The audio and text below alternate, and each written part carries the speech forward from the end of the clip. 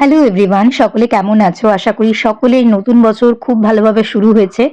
তবে নতুন বছর শুরু হতে হতেই কিন্তু পুরোদমে কাজের চাপ সকলের শুরু হয়ে গেছে। তবে ২০২৪-এর শেষে ডিসেম্বর মাসে যখন বছর শেষের আনন্দে কিছু ছুটিছাটা পাওয়া যায়, সেই সময় এক কালীপুজোর নেমন্তন্ন রক্ষা করতে আমরা কিন্তু পৌঁছে গিয়েছিলাম আমাদের গ্রামের বাড়ি ফলতা। ফলতার ওখানে মাউতপুর এবং মুদিপুর এই দুটো গ্রামেই আমরা গিয়েছিলাম। আর সেখানে মূলত গিয়েছিলাম এক কালীপুজোর নেমন্তন্ন রক্ষা করতে। তবে গ্রামের বাড়িতে গেলে আমরা কিন্তু মোটেও বাড়িতে থাকি না। সারাদিন টই, টই করে মাঠে ঘাটে ঘুরে বেড়াই। আর শীতের দিনে এমন মিষ্টি রোদ গায়ে মেখে মাঠে ঘাটে ঘুরতে কার না ভালো লাগে। ছোট থেকেই আমি শহরে বড় হয়েছি। তাই এই গ্রাম্য পরিবেশের খোলা সবুজ প্রকৃতি আমাকে ভীষণ আকর্ষণ করে। ভোর, ভোর উঠেই কিন্তু আমি বেরিয়ে পড়ি গ্রামে টোটো করে ঘুরে বেড়াতে। হয়তো গ্রামের মানুষদের কাছে এইসব জিনিসগুলো খুবই স্বাভাবিক। দৈনন্দিন জীবনে যা তো তারা দেখছে তাদের কাছে নতুন কিছু নয়। তবে আমরা শহরে যারা সবসময় থাকি এবং গ্রামের প্রকৃতিকে এভাবে উপলব্ধ করতে পারি না, তাদের কাছে এই ছোট, ছোট মুহূর্তগুলো ভীষণ দামি।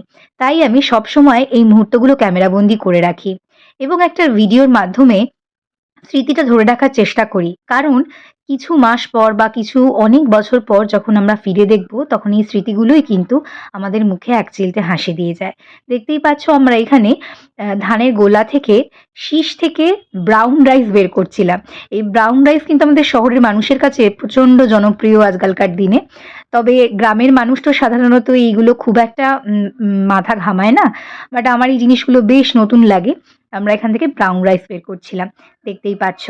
তো এই ছোট, ছোট অনেক কাণ্ডকারখানা আমরা ঘটাই সারা গ্রাম ঘোরার সময়। এই দেখো, হুম, দেখো ব্রাউন রাইসই এটা। আমরা শহরের মানুষেরা শীত পড়লেই শীতের পিকনিক করতে সাধারণত ফলতা, ডায়মন্ড হারবার এই সমস্ত জায়গাগুলোয় যাই। এই আমাদের গ্রামের বাড়ি থেকে এই ফলতা রিভার সাইডটা একদমই কাছে। মানে একদমই ঢিলছোড়া দূরত্বে বলা যেতে পারে। তো বিকেলবেলা সানসেট বা সূর্যাস্ত দেখতে আমরা সবাই মিলে কিন্তু ফলতা গিয়েছিলাম। ফুল আমার ভীষণ প্রিয়। এই ধরনের মোড়কঝুটি থোকায় থোকায় ফুটেছিল, দেখতে যা সুন্দর লাগছিল। আর সকাল সকাল গ্রামে উঠে আমরা কিন্তু চলে গিয়েছি খেজুরের রস খাবো বলে। যদিও অনেকটা দেরি হয়ে গেছিল বলে আমরা পাইনি, তাও একটা চেষ্টা করেই দেখছি আমার এই ছোট্ট ভাই বা আমার দেওর বলা যেতে পারে। আর তাছাড়াও মাঠে ঘাটে ঘুরতে ঘুরতে এখানে যে বাঁধাকপি চাষ হয়েছে তারও কিছু নিদর্শন তোমাদের সাথেও শেয়ার করি। আর গ্রামে গেলে সময় কাটানোর জন্য আমরা খুব ব্যাডমিন্টনও খেলি, যেটা আমাদের খুব ভালো একটা আহ টাইম পাস করার জিনিস। আর এছাড়াও আর কি কি করি তোমাদের সাথে আমি শেয়ার করছি। সকালে উঠেই কিন্তু যখন খেজুরের রস পেলাম না, তখন গাছ থেকে কচি ডাব পেড়ে সেই ডাবের জল দিয়ে কিন্তু আমাদের ব্রেকফাস্ট শুরু হলো। মানে সকালের খাওয়া দাওয়া চা না খেয়ে সেদিন আমরা ডাবের জল দিয়ে শুরু করলাম। শীতের সকালে এমন ঠান্ডা মিষ্টি ডাবের জল, আহা! দিনটা যেন দারুণভাবে শুরু হলো।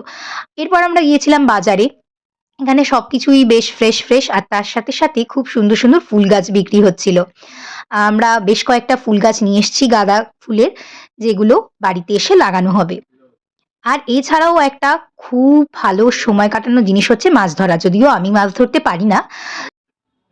তবে আমাদের টিমের যে সমস্ত সাগরেদরা ছিল, আমাদেরই ফ্যামিলির সবাই মিলে কিন্তু ওখানে মাছ ধরা হচ্ছিল। আর সেই মাছ এত ছটফট করছিল, জ্যান্ত মাছ, এই মাছকে ধরে বড়শি থেকে ছিঁড়ে জলের বালতিতে রেখে দেওয়া হয়েছিল। দেখতেই পাচ্ছ কি হাস্যকর দৃশ্য। এছাড়া সবশেষে যে মা কালী পুজোর জন্য মূলত আমাদের যাওয়া গ্রামের বাড়িতে, সেই মা কালীর দর্শন করালাম তোমাদের সকলকে। আর মা কালীর পুজো ছিল সারা রাত ধরে, তো সেই জন্য আমি হালকা বিস্তর এরকম ভাবে সেজেছিলাম, সেটাও তোমাদের সাথে শেয়ার করলাম। পুরো ভিডিওটা কেমন লাগলো অবশ্যই জানিও।